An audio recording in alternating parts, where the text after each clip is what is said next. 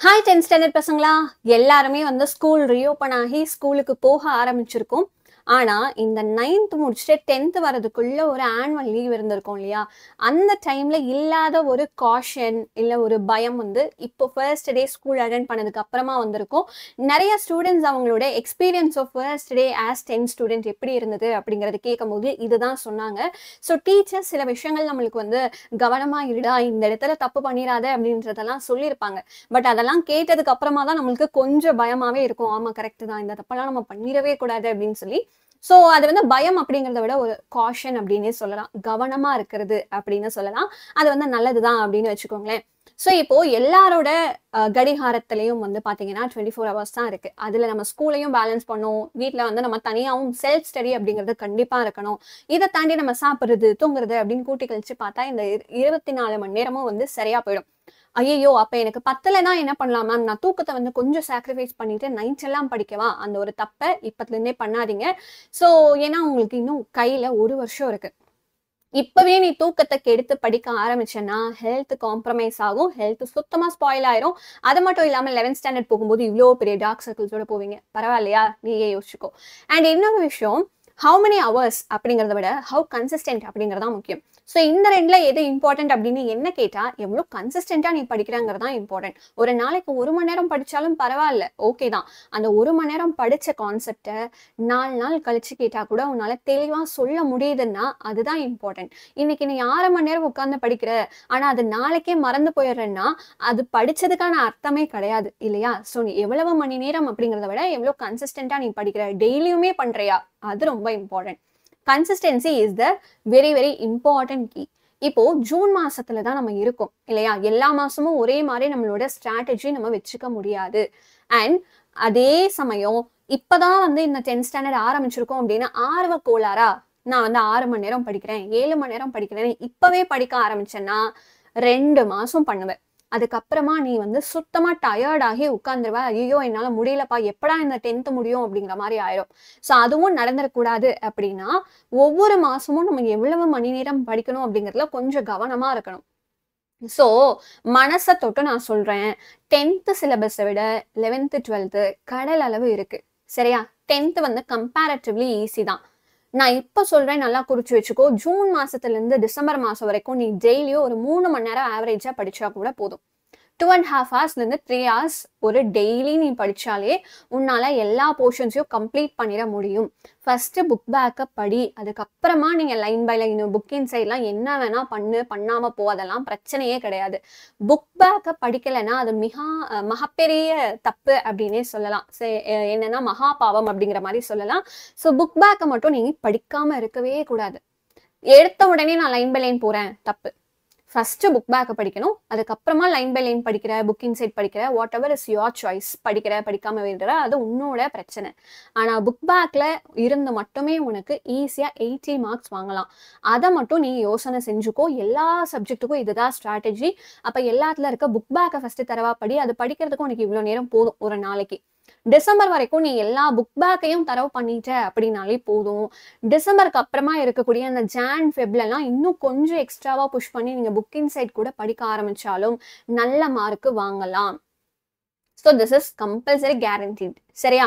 So அதே மாதிரி March மாசம் உங்களுக்கு பப்ளிக் எக்ஸாம் வர ஆரம்பிச்சிடும் அப்படிங்கிறதுனால நம்ம லாஸ்ட் அண்ட் ஃபைனல் புஷ்ஷா ஒரு 6 மணி நேரம் 8 மணி நேரம் உட்காந்து ஒரு எக்ஸாமுக்கு படிக்கிறது நம்ம பழக்கமா வச்சிருப்போம். ஏன் அப்படின்னு கேட்டீங்கன்னா அந்த டைம்ல எல்லாமே படிச்சு முடிச்சிருப்போம். ரீகால் மட்டும்தான் பண்ணுவோம் அப்படிங்கிறதுனால தாராளமா அவ்வளவு மணி நேரம் நம்ம சம்ஸை ஒர்க் அவுட் பண்றதோ ரீகால் பண்றதோ கண்டிப்பா நம்மளால பண்ண முடியும். ஆனா இதே 6 மணி நேரம் 8 மணி நேரம் நீ ஸ்டார்டிங்ல பண்றேன்னா 2 மாசத்துலயே டயர்ட் ஆகி உட்கார்ந்துருவேன். அதுக்கு மேல உன்னால படிக்க முடியாது. கரெக்டா பேலன்ஸ் பண்ணி கொண்டு போகணும். அதுக்காக தான் இதை நான் சொன்னேன். அண்ட் இன்னொரு விஷயம் ஃபாலோ பண்ணலாம். நீங்க ஒரு நாளைக்கு 2 மணி நேரம் படிக்கலாம், 3 மணி நேரம் படிக்கலாம். எவ்வளவு நேரம் படிச்சாலும் ஒரே ஒரு ஸ்ட்ராட்டஜியை ஃபாலோ பண்ணுங்க. உங்களால ஒரு 40 மினிட்ஸ் இல்ல 45 மினிட்ஸ் டிஸ்ட்ராக்ட் ஆகாம ஃபுல் ஃபோக்கஸோட படிக்க முடியுதுன்னா தாராளமா படிக்கலாம். அதுக்கப்புறம் ஒரு 15 மினிட்ஸ்ல இருந்து 20 மினிட்ஸ் பிரேக் எடுத்துக்கோங்க. ஸோ ஒரு மணி நேரத்துல நீங்க 15 மினிட்ஸ் பிரேக் எடுத்து 45 மினிட்ஸ் படிப்பீங்க. எனக்கு அது ரொம்ப பெரிய டைம் மேம், அவ்வளோ நேரம் என்னால உட்கார்ந்து படிக்க முடியல ஒரே இடத்துல அப்படின்னு யோசிச்சீங்கன்னா 25 மினிட்ஸ் படிங்க, 5 மினிட்ஸ் பிரேக் எடுத்துக்கோங்க. திரும்ப இன்னொரு 25 மினிட்ஸ் படிங்க, திரும்ப ஒரு 5 மினிட்ஸ் பிரேக் எடுத்துக்கோங்க. இப்படி படிக்கும் போது தாராளமா நம்மளால படிச்சு முடிச்சிட முடியும். சரியா? இப்போ ப்ராப்பரான ஸ்டடி பிளான் அப்படின்னு ஒரு விஷயம் வேணும் இல்லையா? அதுதான் நான் இப்ப சொல்லப் போறேன். இப்போ ஒரு நாளைக்கு நீங்க 3 மணி நேரம் அப்படின்னு படிச்சீங்கன்னா, 3 மணி நேரமும் ஏற்கனவே படிச்ச விஷயத்த படிச்சுட்டே இருக்கக்கூடாது. அது ரொம்ப ரொம்ப தப்பான ஒரு விஷயம். ஏற்கனவே படிச்சிட்டியா? அத ரீகால் மட்டும் தான் பண்ணணும். அதுக்கு திரும்ப 3 மணி நேரம் எடுத்துக்க கூடாது. ஸோ 3 மணி நேரம் ஒரு நாளைக்கு படிக்கும்போது, 2 மணி நேரம் நீங்க புது போர்ஷன்ஸ, புது கொஸ்டின்ஸ தான் படிக்கணும். இதுவரைக்கும் நான் தொட்டதே இல்ல. இதெல்லாம் புதுசு அப்படின்னு ஃபீல் பண்ணுவீங்க இல்லையா? அந்த மாரி கொஸ்டின்ஸ தான் ஃபர்ஸ்ட் 2 மணி நேரம் படிக்கணும். அதுக்கப்புறமா கொஞ்சம் டயர்ட் ஆக ஆரம்பிக்கும் இல்லையா? அப்ப டயர்ட் ஆகுற டைம்ல ஏற்கனவே உங்களோட ஸ்கூல்ல ஏதாவது போர்ஷன்ஸ் குடுத்துருப்பாங்க. டெஸ்ட் அப்படின்னு சொல்லிட்டு. அதுக்கான போர்ஷன்ஸ ரீகால் பண்ணலாம். இல்ல ஏற்கனவே நேத்து, இல்ல முந்தா நேத்து நீங்க படிச்சு வச்சிருப்பீங்க ஒரு சில கான்செப்ட்ட. அத ரீகால் பண்ணிக்கலாம். ஸோ எப்பவுமே 3 மணி நேரம்னா, அதுல 2 மணி நேரம் புது கான்செப்ட்ட படிக்கிறதுக்காக தான் இருக்கணும். 1 மணி நேரம் தான் ஏற்கனவே படிச்சத ரீகால் பண்றதுக்காக இருக்கணும். இது படிக்கிறதுக்காக மட்டும் நான் போட்ட டைம் டேபிள். இத தாண்டி உங்களுக்கு ரிட்டன் ஒர்க்ஸ் எல்லாம் இருக்குன்னா, அத தனியா தான் நீங்க பார்த்துக்கணும். சரியா? செல்ஃப் ஸ்டடி அப்படிங்கிறது 3 மணி நேரம் இருக்குன்னா, திஸ் இஸ் அ ப்ரப்போர்ஷன் அப்படிங்கிறதுக்காக நான் சொல்றேன். ஸோ டெய்லி நீங்க 3 மணி நேரம் படிச்சாலும் சரி, 2 மணி நேரம் படிச்சாலும் சரி, வீக்லி கண்டிப்பா அந்த வாரம் என்னென்னலாம் பண்ணியிருக்கீங்களோ, அத ஒன்ஸ் வந்து உட்கார்ந்து டைரியில எழுதுங்க.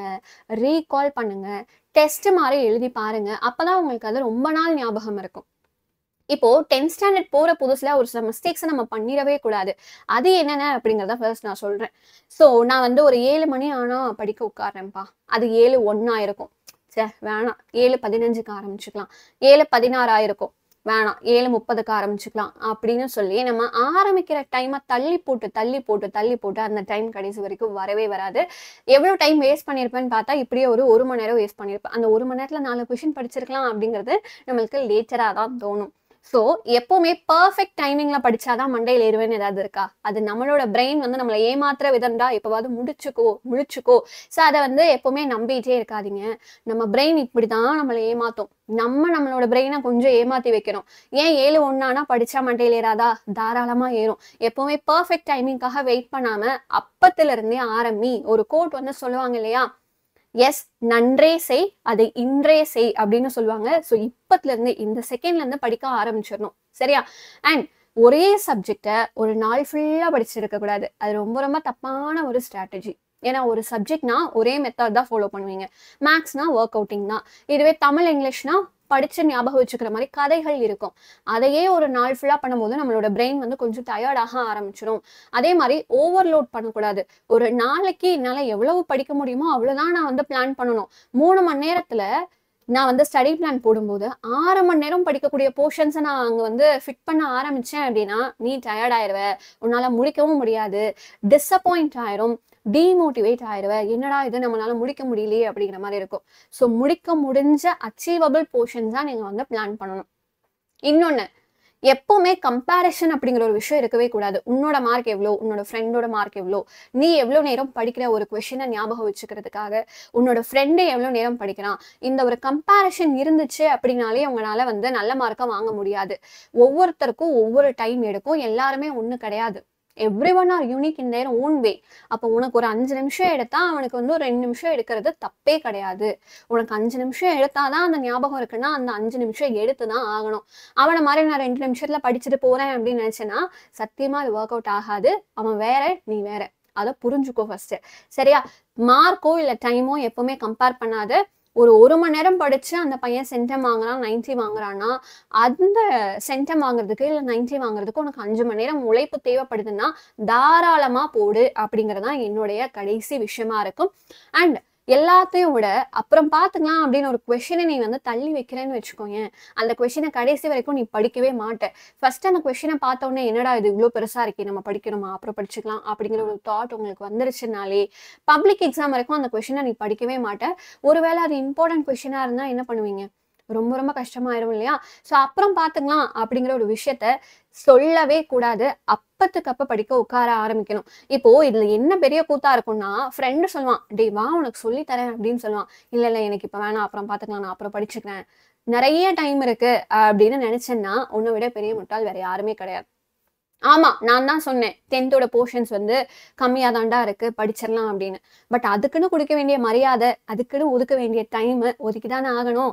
அத விட கம்மியா ஒதுக்குனேன்னா உன்னால போர்ஷன்ஸ முடிக்க முடியாது இல்லையா? ஸோ அப்புறம் பார்த்துக்கலாம். நெறைய டைம் இருக்கு அப்படின்னு எல்லாம் யோசிக்கிறத விட்டுட்டு, ஒரு கொஸ்டினோ இல்ல 2 கொஸ்டினோ தினமுமே வந்து ஸ்டேபிளா படிக்க ஆரம்பிங்க.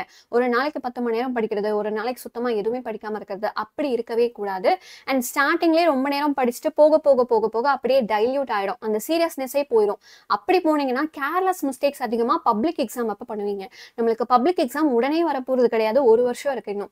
அந்த 1 வருஷம் நம்ம சீரியஸா படிக்கணும், கன்சிஸ்டன்ட்டா படிக்கணும். அப்பதான் கேர்லெஸ் மிஸ்டேக்ஸ் வராது. ஸோ இப்பத்துல இருந்தே கொஞ்சம் கொஞ்சமா படிக்க ஆரம்பிச்சு, கடைசியில நம்ம நெறைய படிக்க ஆரம்பிச்சுக்கணும். அப்பதான் சீரியஸா இருப்போம். கேர்லெஸ் மிஸ்டேக்ஸும் பண்ண மாட்டோம். இது ஒரு சுயகதை அப்படின்னே சொல்லலாம். சரியா? ஸோ இந்த மிஸ்டேக்ஸ் எல்லாம் பண்ணாம இருந்தாலே நீங்க தாராளமா நல்ல மார்க் வாங்கலாம். So all the very best பசங்களா.